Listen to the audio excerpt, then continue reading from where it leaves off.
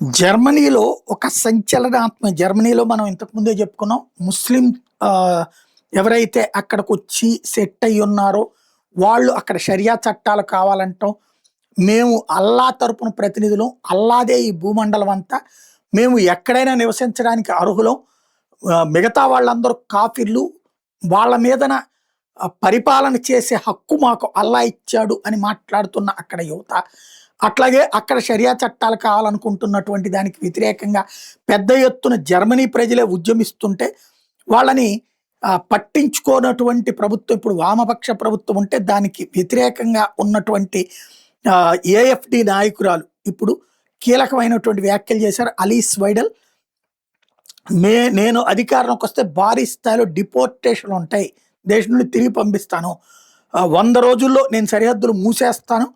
ముస్లిం వలసదారులకి సబ్సిడీలు రద్దు చేస్తాను. జర్మనీ చరిత్రలో అతిపెద్ద డిపోర్టేషన్ చేస్తానన్నటువంటి ప్రకటన చేశారు.